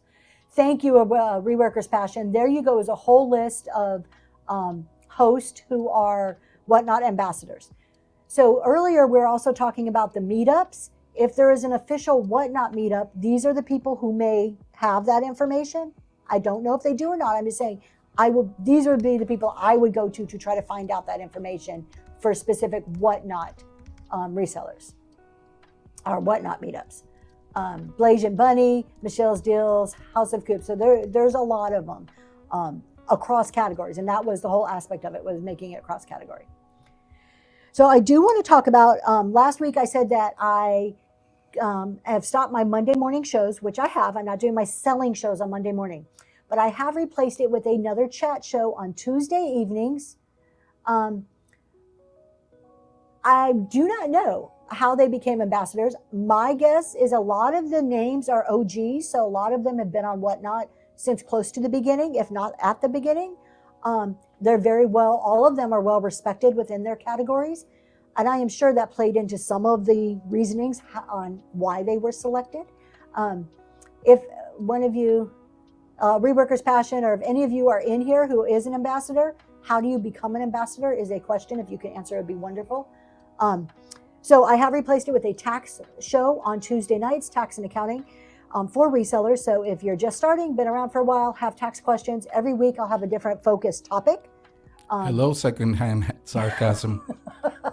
Secondhand sarcasm because their turtle has connections. Love it. So Whatnot just reached out to everybody individually, and I am sure their reputation. Um, Thank you for your purchase from the band. Their reputation, their experience, their representative of their categories. I'm sure all played into it. Can you contact seller support to organize? Oh, you can contact seller support to organize live events in your local area. Awesome. That is so great. Thank you, Farm. We had this whole discussion at the beginning of the show because I was talking about the meetup that just happened in Maryland. And we're like, how do these things occur? How do we find out? I do not think there's any master list. A lot of us find out because of word of mouth, because we go into everybody's shows and we hear people talking about it, and then we're like, oh, how do I go? Oh, you politely declined being a Whatnot ambassador. I would like to be one. I wouldn't mind being one, but I don't know. I'm not sure if I would like to have to talk about something specific. But so Tuesday evenings, tax shows. This Tuesday is estimated taxes. Do you have to pay quarterly taxes? Some of you do, some of you don't. How do you know if you do? So that's going to be our focus on Tuesday night, is talking all about estimated taxes. Fun stuff. And let me just go back. I want to just kind of bring up some of the stuff. We are going to be raiding into somebody pretty soon here, unless there's more questions. Would love to try to answer questions, or if I don't know, there's always somebody a lot smarter than me in the chat who does know. But in the meantime, while we're waiting to see if any questions come in, New Seller Surge Raid Train. I do this Raid Train once a month on the last Wednesday of every month. It is coming up next week. I encourage any of you that can stop in and support these new sellers to please do so. You don't have to buy. Just being in the chat, putting words of encouragement helps so much. We have Lindsay B., Shelly Shaw, Cynthia's Attic, Tanya's Timeless Treasures, Moni's Curated Corner, and Fulla Maloney. Those are going to be our sellers next week. Some of them are newer than others. Some, this is their first raid train. Some, they maybe have been on one or two. But it's just a good experience, a way to try some different new things, That was really great English. Okay. It's a way for them to try getting outside their comfort zone and pushing different Whatnot buttons and trying things in Whatnot that they may not normally try. How do you get into a raid train? Okay, Sapphire first. Sign up for the new seller. Just direct message me, and I'll talk to you about it. I can send you a sign up. How do you get in a raid train? Socialize. So there's a couple of ways. There's a few people who do raid trains regularly. CG Boomerang Echo is one of them. She also does a chat show every Thursday evening talking about raid trains. And one of the things she covers is how to get into one. The best piece of advice to get into a raid train is to look at the trains that are happening, find one that interests you, because you don't want to be on a sports card raid train if you never sell sports cards, right?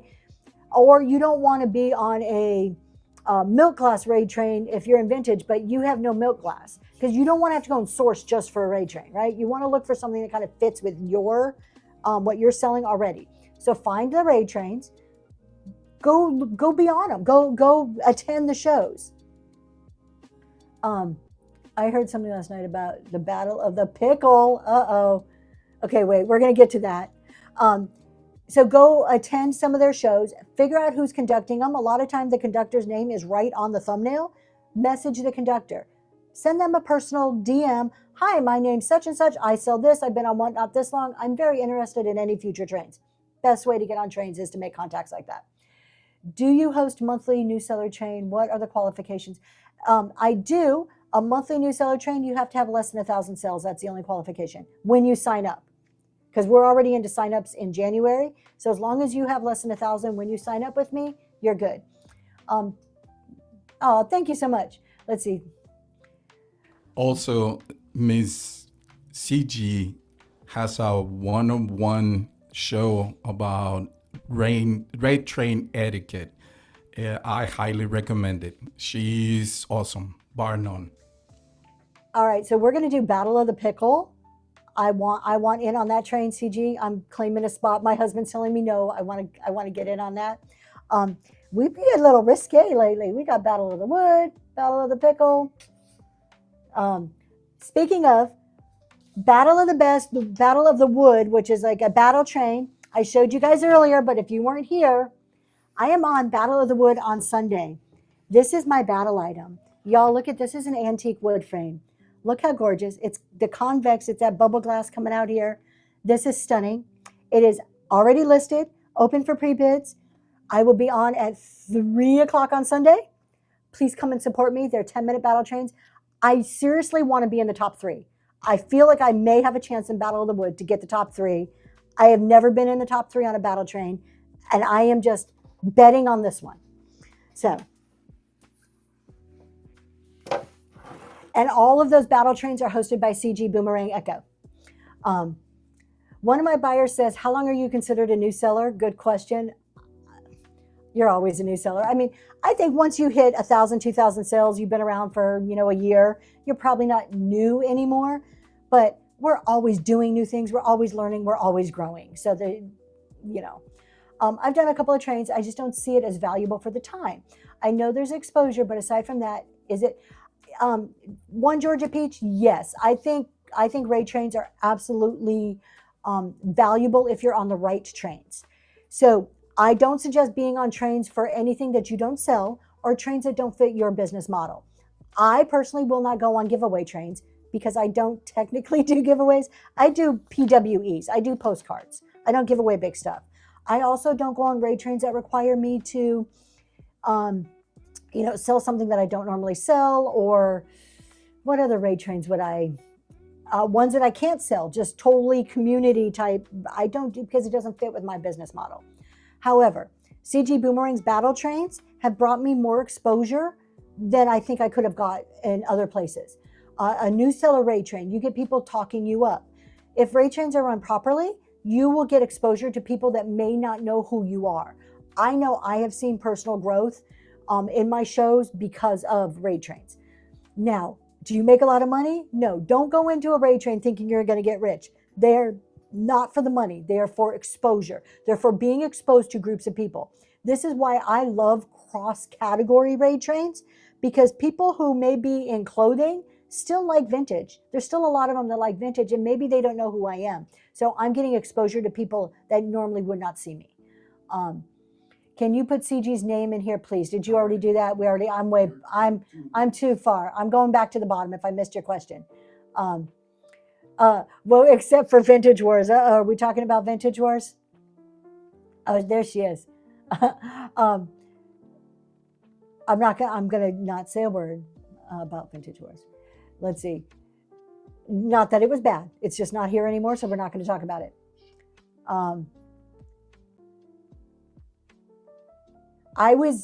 It's meeting other sellers and buyers. There you go, Daisy Lane. Huge marketing opportunity if you choose it well. It gives you a chance to sell yourself. It gives you a chance to be every Battle of the Best show. I'm going to bring an awesome item. I'm going to bring the best thing I can find that I could possibly bring. So one, it's showing people what potential I have as a seller. And then I get to tell people when my shows are, who I am. Like I will spend a minute saying, my name's Tracy, we're Zoe's Treasures. This is what we do. It's totally worth it. And the beauty of them is they're cross-category. So they're not just one category. Miss CG has done an amazing job of selecting different people from different categories and bring them all in. Mm-hmm. That's my favorite. That's one of my favorite things is that it's cross. Yep, absolutely love finding new sellers through the trains. Yeah, and just even if you're not on the train, but you're a buyer following the train, I always, Inspire State, I did not know who they were. I got exposed to them on a battle train. That's how I found out who they were. Who is the other one? Was it Eightfold Heaven? I'm not sure. Eightfold Haven? There's been a few that I find because of these trains. And then I upgraded my standards for raid trains, and my grossing shows have been trains. Yep. So they're fun. Some of them are just fun, and some of them get huge numbers in them. Typically, I don't have more than 100 people in my show. I have had one in 2 years, one show that organically was just a show that I created. I was selling stuff that had over 100 people. One in 2 years. On the raid trains, almost every single raid train put on by CG Boomerang, there's more than 100 people in my room. You can't pay for that kind of marketing like it did. So that it's not always the same sellers. Yep. So there's new sellers.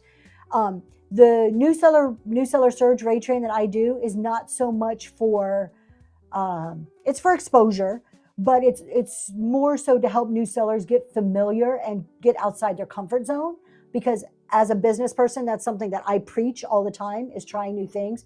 So I've set up a new seller train just to help new sellers in the beginning of their Whatnot journey be comfortable trying new things, because I think that's a vital to your success on Whatnot, is being able to get over that fear of something new. That's the focus of the new seller rate train.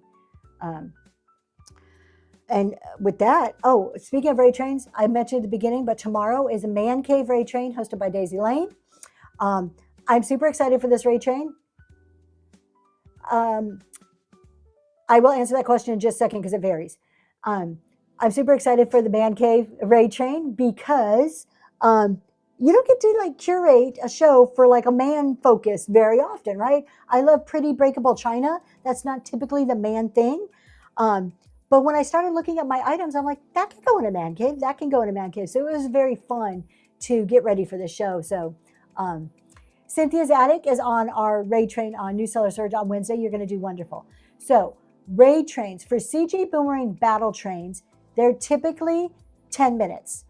There may be some that have different amounts of times, but typically the battle trains, Battle of the Wood, Battle of the Best, Battle of the Cameo, there's other ones, are typically 10 minutes. However, the length of time you get, almost always 10 minutes. There you go.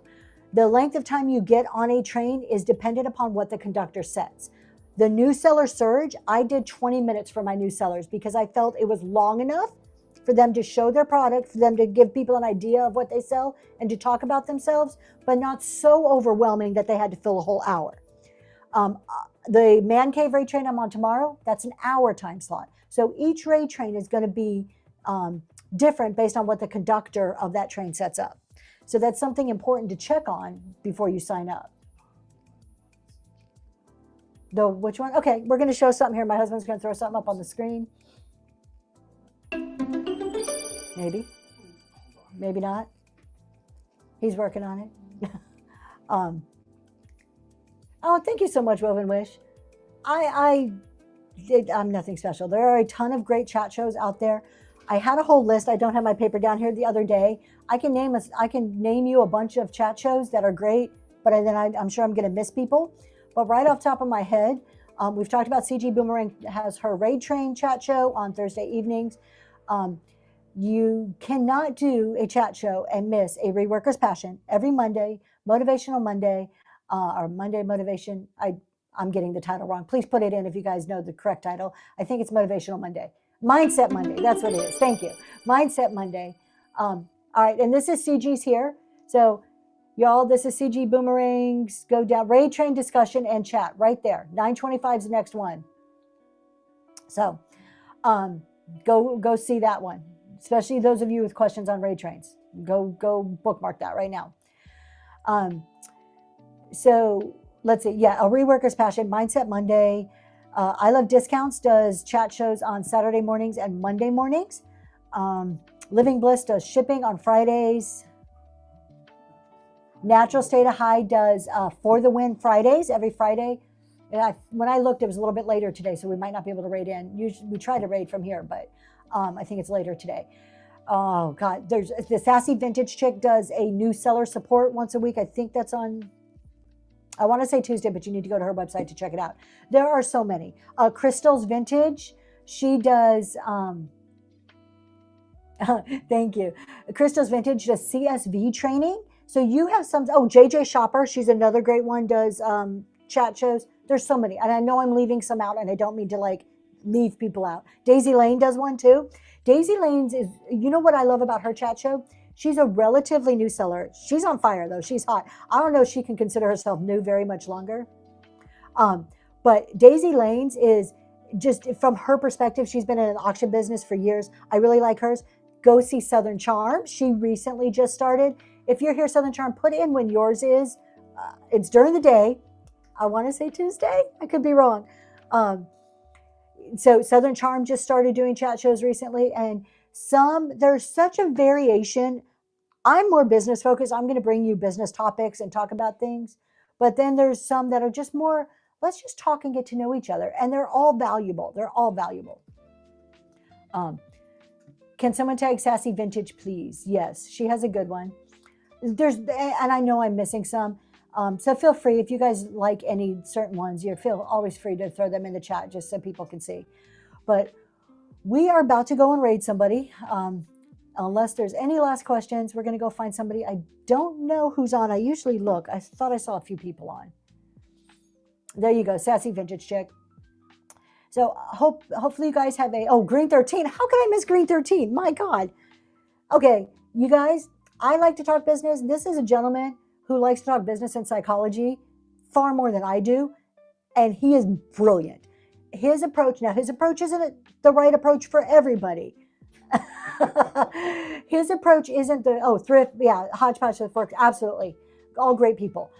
His approach doesn't fit everybody, but there is legit wisdom that if you are open-minded enough to hear somebody else's point of view and to take that and see how it applies to your business, I highly recommend Green 13. So yeah, you're telling Jeremy. Go tell on me. Let's see. Rustic Gorilla. Oh,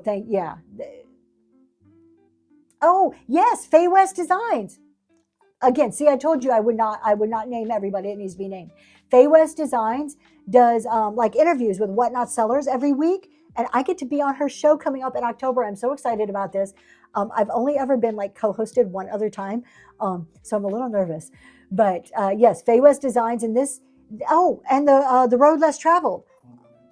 Fundamentals. All of these people do a lot of like co-hosting where they like interview, kind of almost like podcast style, and interview other sellers. So those are always fun. It's another style of chat show. Sassy Vintage Chick, we were calling out your support show, your new seller chat show. We're just trying to name off as many people as we can and telling them who are good to go and see. Thank you so much, Millicent. October 13th. So yes, you guys come and see me on Faye West Designs. You see her name right there. Click on that. October 13th. I mean, bookmark all her shows, but obviously October 13th, I'm going to be on. No, that sounds a little conceited. I don't mean it that way. All right. Oh, a Reworker's Passion is going to be interviewed by The Road Less Traveled next Thursday. That is going to be an awesome show. I love The Road. Great shows. Go see that one too, because again, there's two really, really intelligent, like spot on sellers right there. Green 13 is awesome. Not going to fit me as a very part-time seller, but very insightful, different views. Okay, let me just talk about Green 13 really quick. And this is what I'm saying. He is I don't like the word liquidation seller, but he has a large warehouse, buys large quantity of items and sells them at a very fast pace, okay? I mean, I'm sure the proper word is liquidation. I don't know. I think it's better than that. That's not my style. I'm a niche seller. I sell vintage decor. But the whole reason I have done free shipping and dollar starts has been because of learning and being open-minded enough to hear the perspective on them and hear the case studies and the scenarios behind them and why it works and understanding the theory. I will never be Jeremy. He makes dollar starts and free shipping work, free or reduced shipping work for him because of volume. But I have been able to take what he has taught and apply it to my specific situation and make it work because of scarcity. So just because somebody's not like you doesn't mean that you can't take bits and pieces and apply it into your method of selling. You have to volume. Yes, you don't have to be a volume seller to make free or reduced shipping or dollar starts work. Now, do you just start right out the gate? No, it was baby steps. I just didn't wake up one day and say, hey, guess what? I'm doing this. It was a slow, thought out progression to get to that point. I'm always happy to discuss it. Like if you want to DM me, always happy to answer questions, discuss it. I'm not going to go like right now, we got to go raid. But, and a lot of that slow thought out progression to get to that point was talking to other sellers, learning from other sellers, going into chat shows and hearing and watching. That was part of what got me to that stage. But with that, we are going to go raid. I want you all to have a wonderful weekend. Come check out the raid trains. Go check out Battle of the Wood. maybe a show about how to look at your numbers. I would love to do that. Crystal's Vintage. I've talked a little bit about analytics, but I will see maybe coming up soon. We'll do a whole show on how to analyze your numbers, because I think that's something a lot of people don't do on a regular basis. All right, with that. Oh, my husband's telling I need to call out one. Oh, to raid. Never mind. We got someone we're going to go raid. They don't know how. Okay. Yeah, they don't know how. A lot of people don't understand numbers because let's face it, you don't go into business because you love numbers. Most of us don't. I do, but most of us don't. You go into business because you like vintage, or you like selling shirts, or you like doing what you're doing, or you like making the craft that you make, right? The numbers are secondary. So I love that idea, Crystals. Thank you. We are going to go raid Faded Flamingo, if I can say her name. Fair warning, if she does turn on her explicit. I think they're hilarious, but there is explicit language. If that is not your thing, this is my warning now. All right. If you miss part of the show, you can always go back to our YouTube channel and rewatch it. Yes, Tuesday night, 8:40. I'm doing a tax show. We're doing estimated taxes this week. All right, let's go raid Faded Flamingo. Oh, I don't see her. Are you sure they're still on? I see her here. You see her there? Okay, FAD. There it is. All right. Bye, everybody. Honey, what are you doing?